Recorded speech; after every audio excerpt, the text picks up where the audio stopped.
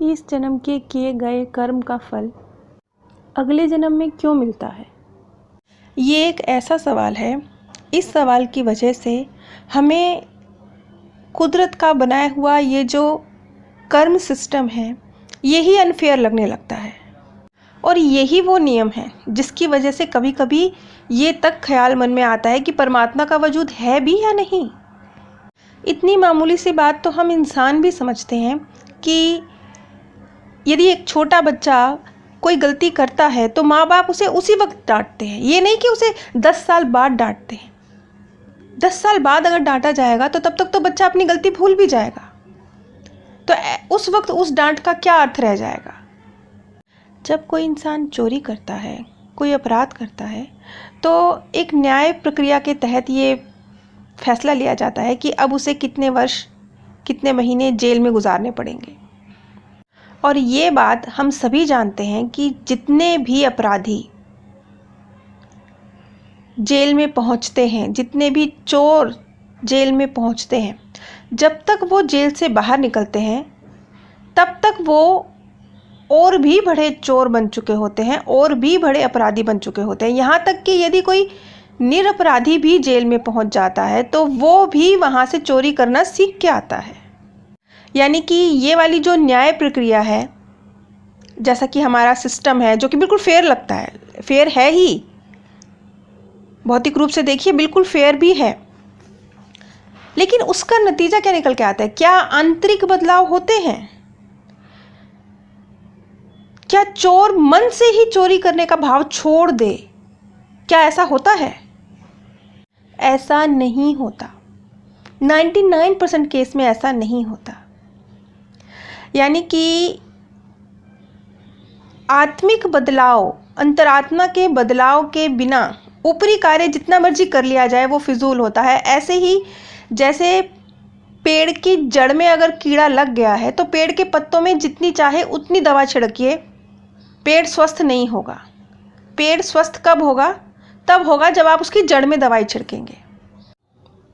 मान लीजिए एक व्यक्ति किसी का धन हड़पता है, तो सामाजिक रूप से क्या होगा? सामाजिक रूप से एक न्याय प्रक्रिया है, उसके तहत उसे उसका धन वापस करना होगा या उसे जेल होगी। ये तो हुई एक भौतिक प्रणाली, सामाजिक प्रणाली, जो बिल्कुल फेयर लगती है ऊपर से। लेकिन अब ये प्रकृति अगर काम करेगी इस चीज़ के ऊपर, तो ये प्रकृति कैसे काम करेगी? ये तो समाज ने काम किया था, प्रकृति इस पर किस तरीके से काम करेगी? जिस व्यक्ति का धन मारा गया था उसने उस धन को पता नहीं किस लिए जोड़ा था। हो सकता है उसने उस धन को अपनी किसी बीमारी के इलाज के लिए जोड़ा था, हो सकता है उसने उस धन को अपने पुत्र की शिक्षा के लिए जोड़ा था, हो सकता है उसने उस धन को अपनी पुत्री के विवाह के लिए जोड़ा था।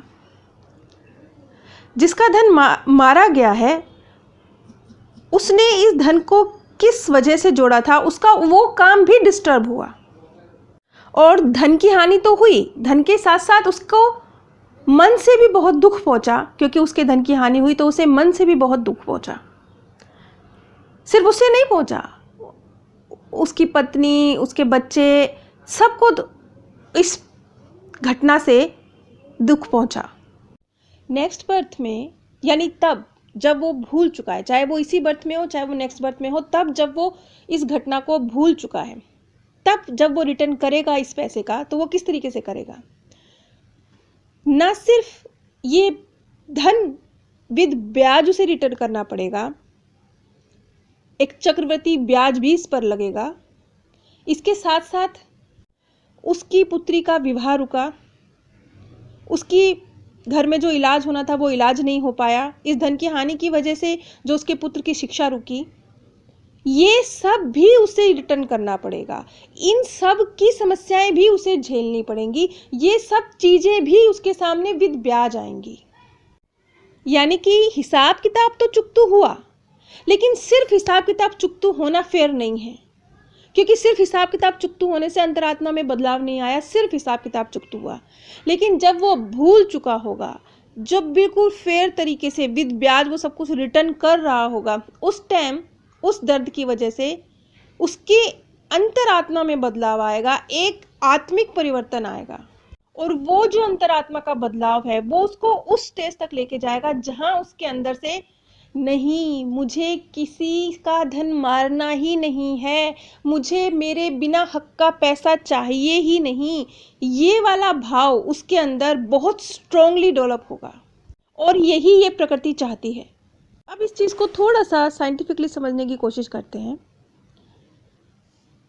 क्वांटम फिजिक्स का एक नियम है कि प्रकाश के कण जब एक बिंदु से गायब होते हैं तो वो दूसरे स्थान पर वही कण खुद ब खुद प्रकट होते हैं।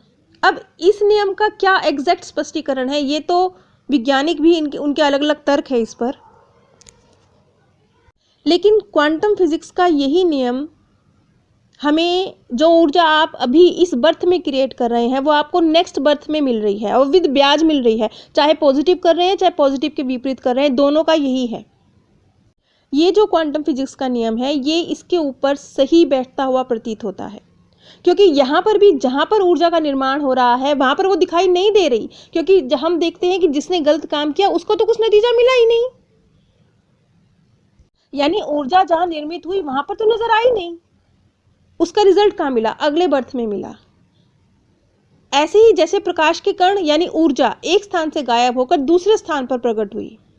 अब ऐसा होता क्यों है?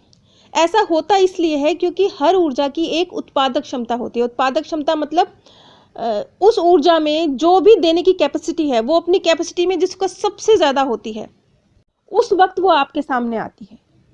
ठीक इसी तरह से जो कर्म आप करते हैं वो ऊर्जा उस स्थान से गायब होती है जहां उसका निर्माण किया गया है, जिस जन्म में उसका निर्माण किया गया है, अगले समय चक्र में आपके सामने आती है और उस वक्त आती है जब उसकी आपको जो भी आपने कर्म की ऊर्जा क्रिएट करी है उसका रिटर्न देने के मैक्सिमम मोड में होती है। यही वजह है, एक बात कही जाती है कि भूत भविष्य वर्तमान तीनों एक ही लाइन में एग्जिस्ट करते हैं। मैंने एक समय रेखाओं पे एक वीडियो बनाई थी जिसमें मैंने डिटेल में इस बात को बताया था कि किस तरीके से भूत भविष्य और वर्तमान समय रेखाओं पर एक साथ एग्जिस्ट करते हैं। अब ये तो हम जानते हैं कि ऊर्जा खत्म नहीं हो सकती, ऊर्जा सिर्फ परिवर्तित हो सकती है। अब यानी कि एक कर्म किया गया यानी एक ऊर्जा निर्मित की गई, अब वो खत्म तो नहीं होगी, अब वो सिर्फ परिवर्तित होगी। तो ये प्रकृति इतना प्रेमी है, इतना सहायक है कि वो सबको मौके देती है। अब वो मौके कैसे देती है? अब मान लीजिए जिस व्यक्ति ने किसी के पैसे मारे हैं, अब उसे नेक्स्ट बर्थ में रिटर्न करने हैं, लेकिन जब उसके पास वो ऊर्जा आएगी इन बिटवीन, क्योंकि हम जानते हैं कि भविष्य हमारा अनिश्चित होता है, ये मैंने कई वीडियो में एक्सप्लेन किया है डिटेल में कि भविष्य हमारे वर्तमान के कर्मों से इफेक्टेड होता है। मैंने आपको पहले भी कई वीडियोज़ में ये बात डिटेल में एक्सप्लेन की है। तो अब होगा क्या? अब जब नेक्स्ट बर्थ में वो ऊर्जा उसके पास लौट के आएगी, मान लीजिए उसने किसी के पैसे मारे हैं, वो ऊर्जा उसके पास लौट के आएगी, सब तब आएगी जब वो सबसे ज़्यादा उसे सिखाने के मोड में होगी, सबसे ज़्यादा अपने उत्पादक मोड में होगी। तो इन बिटवीन क्या होगा? ये जो सालों का वक्त बीच में आएगा, सालों का 100 साल का वक्त जो बीच में आ गया, ये वक्त क्या होगा? इस वक्त में उस आत्मा को अपने अंदर डेवलपमेंट करने के हज़ारों मौके मिलेंगे। जिसने पैसे मारे हैं उसके सामने बहुत सारे ऐसे मौके आएंगे कि वो जब वो लेसन सीखने की बारी उसकी आएगी ना, जब वो ऊर्जा उसके पास रिटर्न आएगी तो सही, और आएगी विद ब्याज आएगी, उस वक्त उस ऊर्जा को हैंडल करने की आत्मिक ताकत वो डेवलप अपने अंदर कर ले, वो अपने आप को उस चीज़ को सहने के लायक बना सके। इसके ढेर सारे मौके ये प्रकृति उसे इन 100 सालों के अंदर देगी।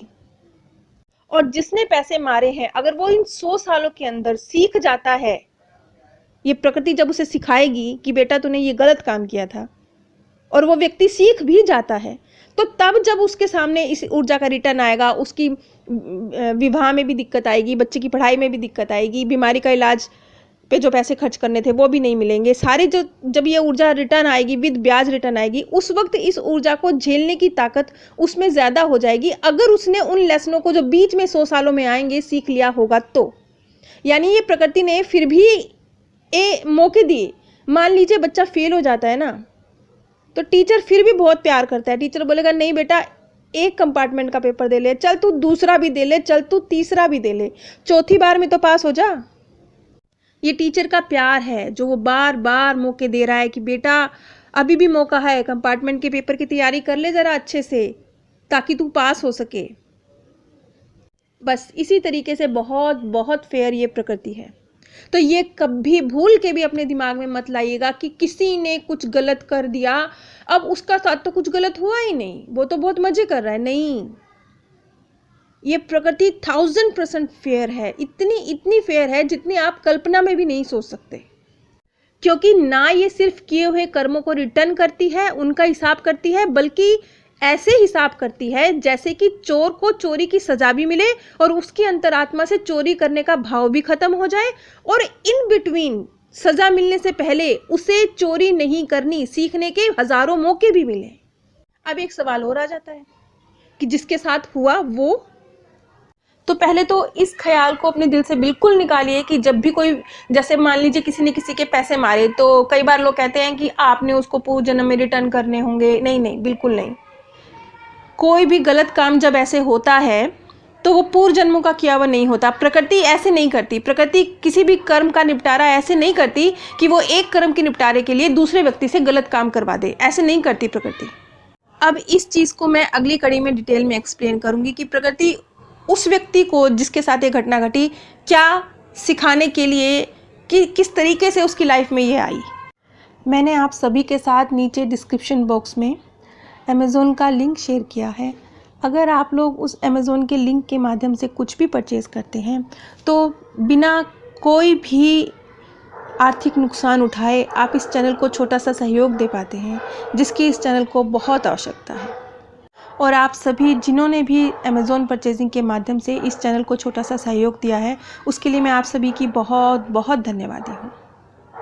आप सभी पर परमात्म सौंदर्य, प्रेम और आनंद सदैव बरसता रहे।